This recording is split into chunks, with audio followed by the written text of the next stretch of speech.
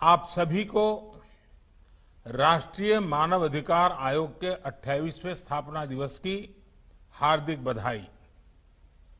ये आयोजन आज एक ऐसे समय हो रहा है जब हमारा देश अपनी आजादी का अमृत महोत्सव मना रहा है।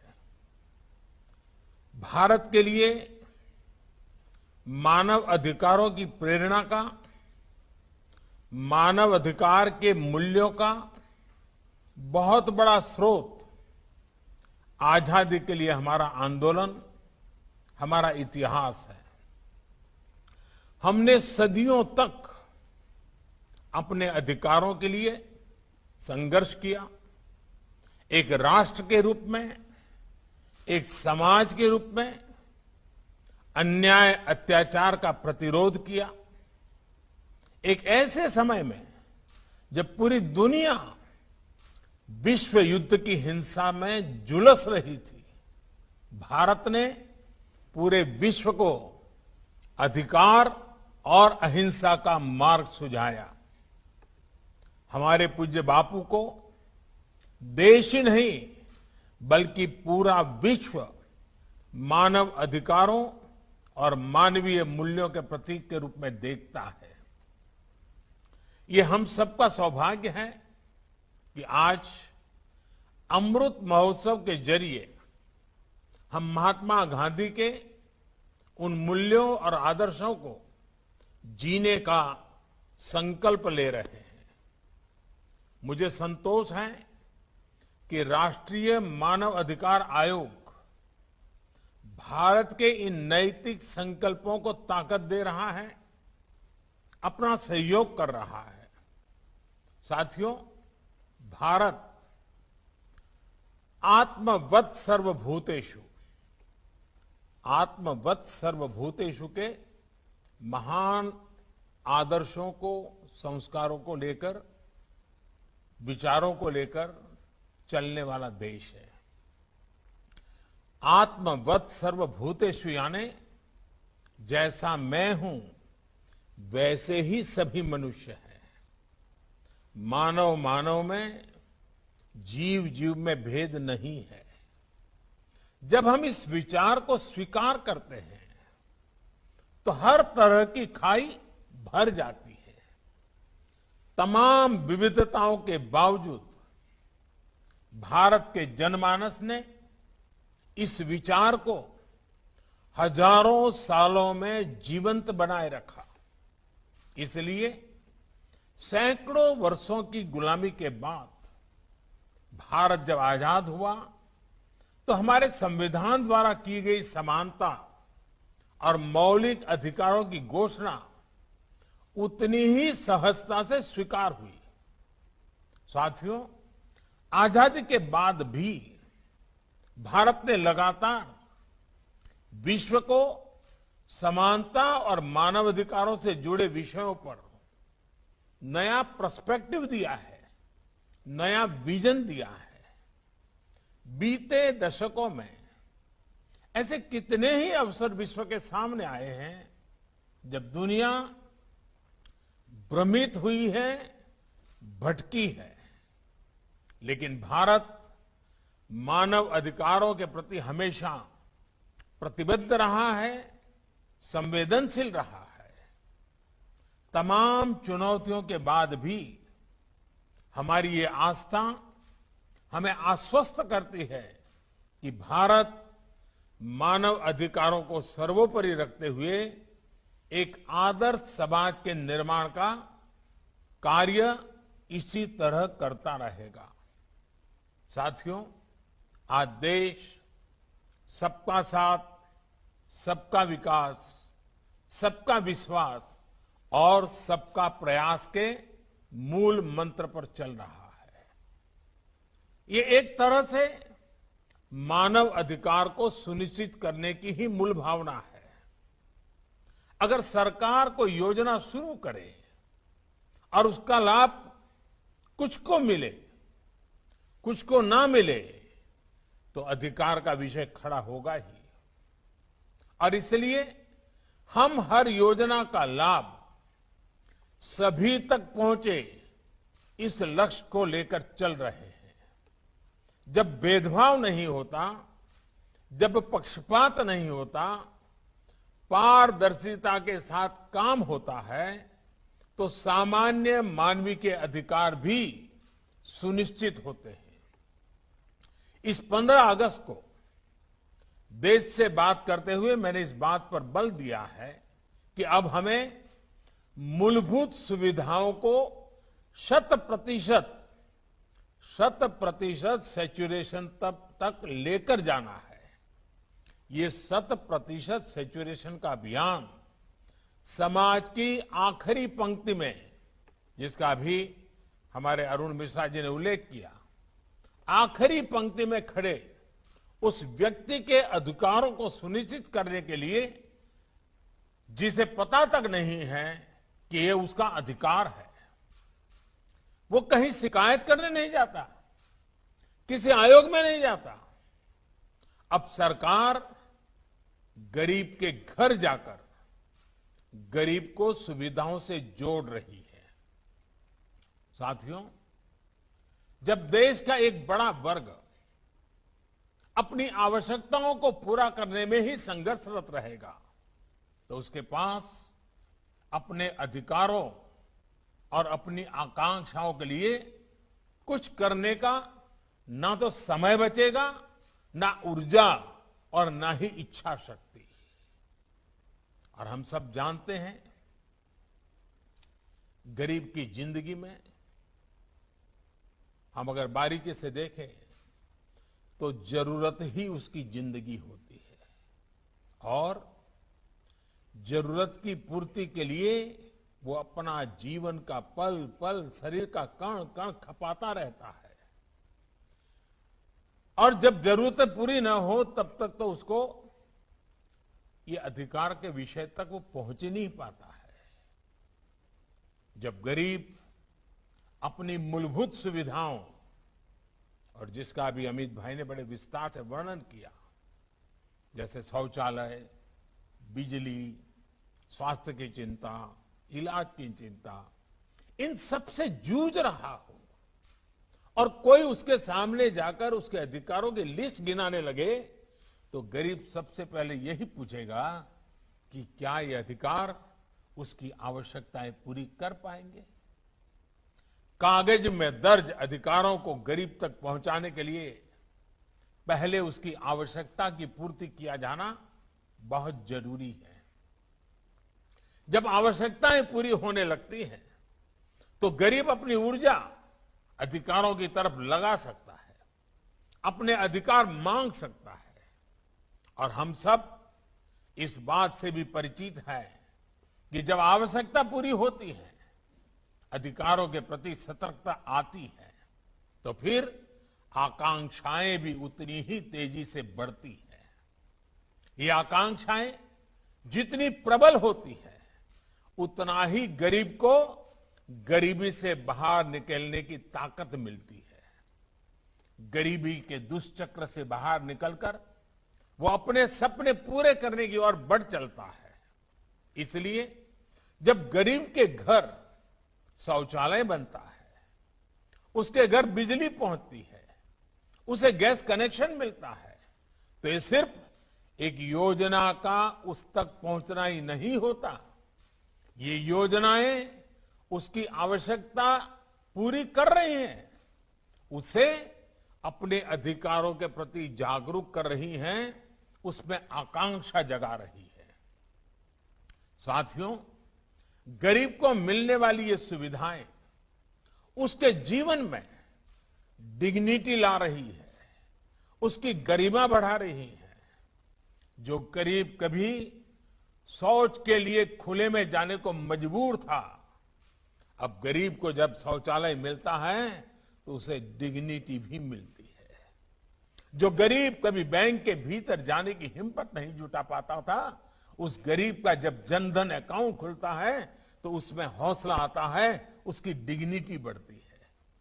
जो गरीब कभी डेबिट कार्ड के बारे में सोच भी नहीं पाता था, उस गरीब को जब रुपे कार्ड मिलता है, जेब में जब रुपे कार्ड होता है, तो उसकी डिग्निटी बढ़ती है। जो करीब कभी गैस कनेक्शन के लिए सिफारिशों पर आश्रित था, उसे जब घर बैठे उज्ज्वला कनेक्शन मिलता है तो उसकी डिग्निटी बढ़ती है।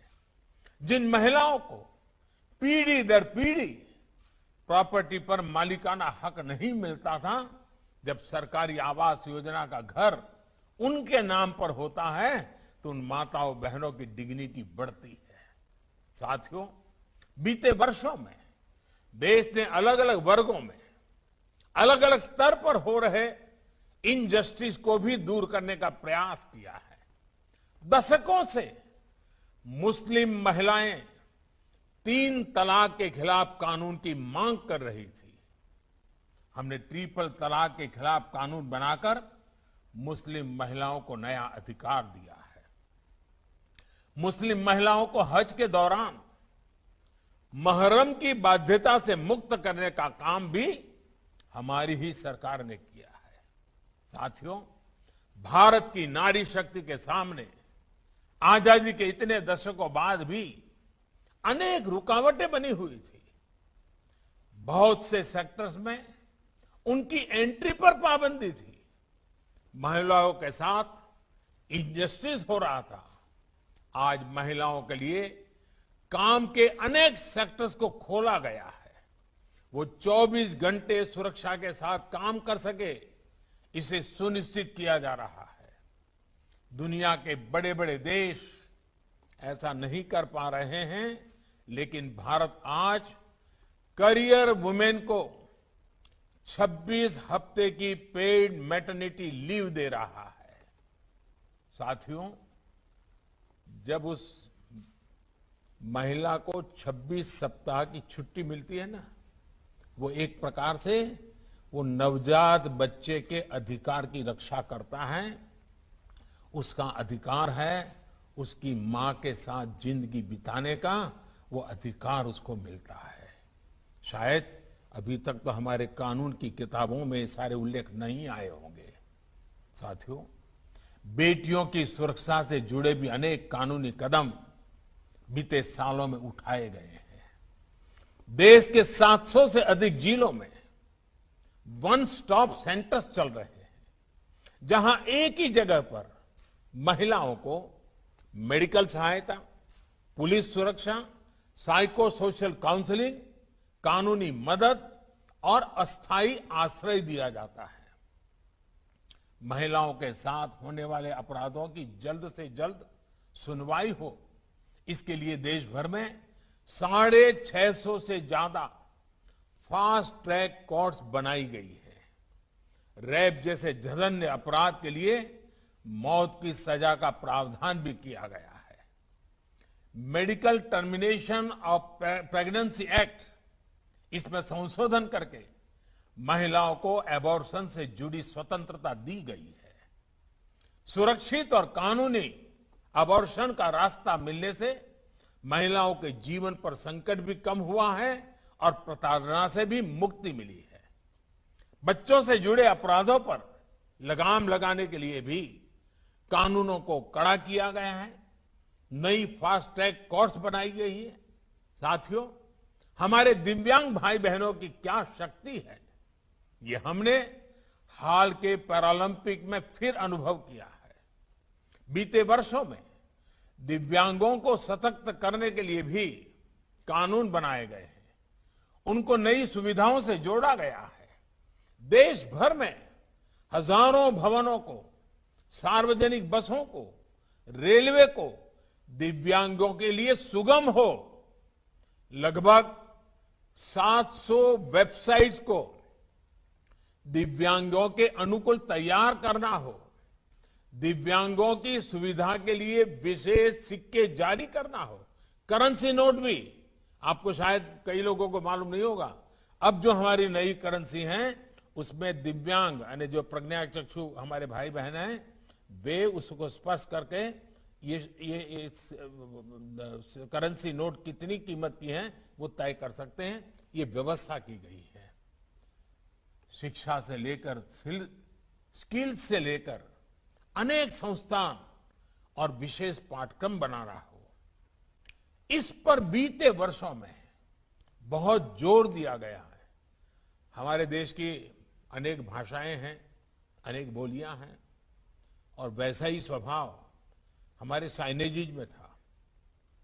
मूक बधिर हमारे दिव्यांगजन जो है, अगर वो गुजरात में जो साइनेजीज देखता है, महाराष्ट्र में अलग, गोवा में अलग, तमिलनाडु में अलग।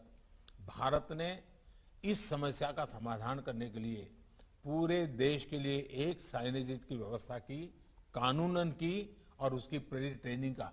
ये उनके अधिकारों की चिंता और एक संवेदनशील अभिगम का परिणाम है। हाल ही में ही देश की पहली साइन लैंग्वेज डिक्शनरी और ऑडियो बुक की सुविधा देश के लाखों दिव्यांग बच्चों को दी गई है, जिससे वे ई लर्निंग से जुड़ सके। इस बार जो नई नेशनल एजुकेशन पॉलिसी आई है, उसमें भी इस बात को विशेष रूप से ध्यान रखा गया है। इसी तरह ट्रांसजेंडर व्यक्तियों को भी बेहतर सुविधाएं और समान अवसर देने के लिए transgender persons protection of rights कानून बनाया गया है। गुमंतु और अर्ध गुमंतु समुदायों के लिए भी डेवलपमेंट एंड वेलफेयर बोर्ड की स्थापना की गई है। लोक अदालतों के माध्यम से लाखों पुराने केसेस का निपटारा होने से अदालतों का बोझ भी कम हुआ है और देशवासियों की भी बहुत मदद मिली है। ये सारे प्रयास समाज में हो रहे इनजस्टिस को दूर करने में बड़ी भूमिका निभा रहे हैं। साथियों, हमारे देश ने कोरोना की इतनी बड़ी महामारी का सामना किया, सदी की इतनी बड़ी आपदा जिसके आगे दुनिया के बड़े बड़े देश भी डगमगा गए।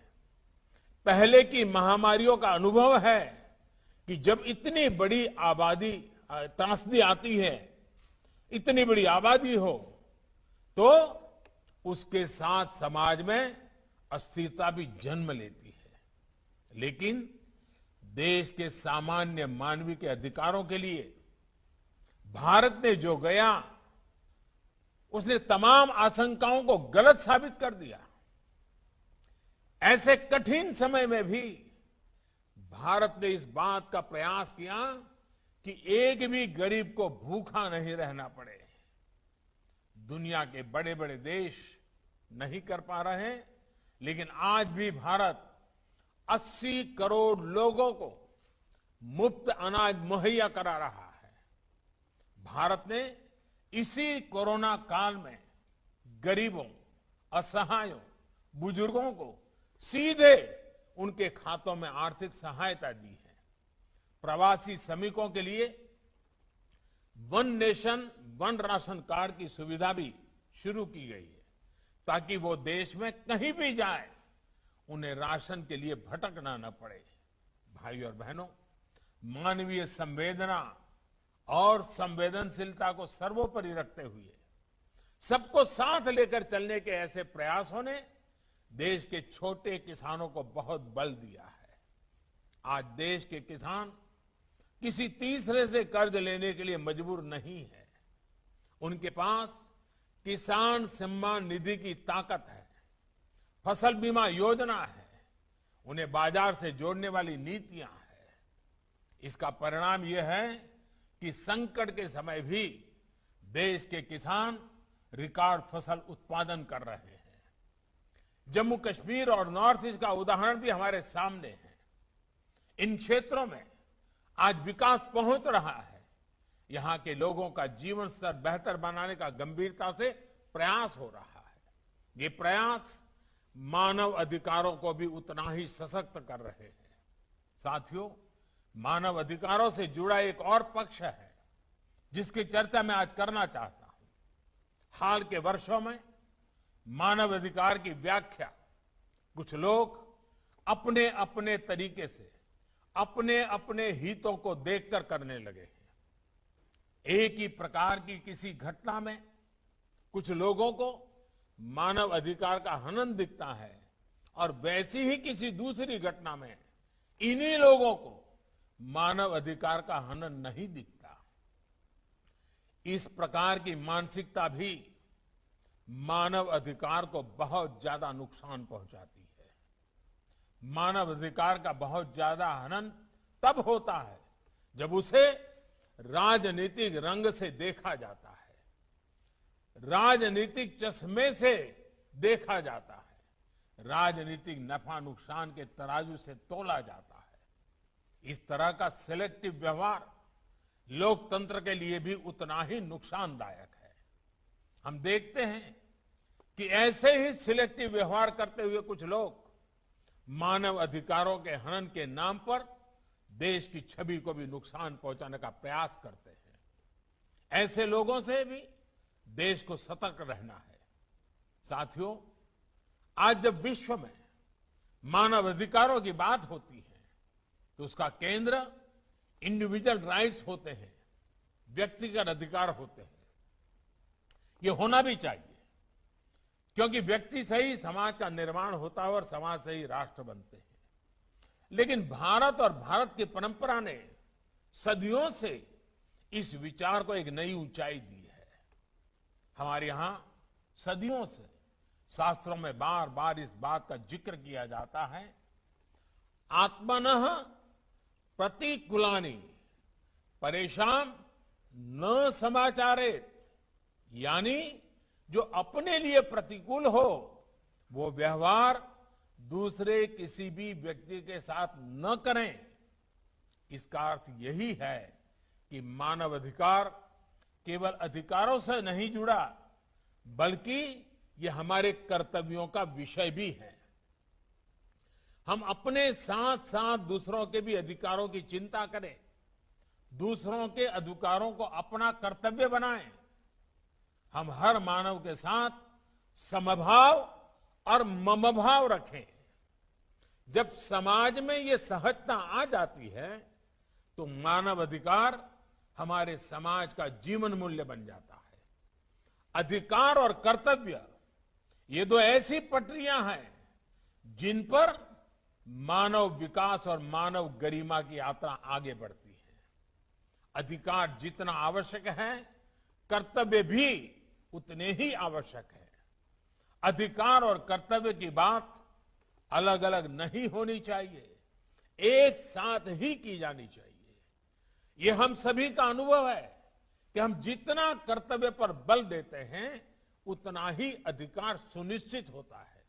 इसलिए प्रत्येक भारतवासी अपने अधिकारों के प्रति सजग रहने के साथ ही अपने कर्तव्यों को उतनी ही गंभीरता से निभाएं।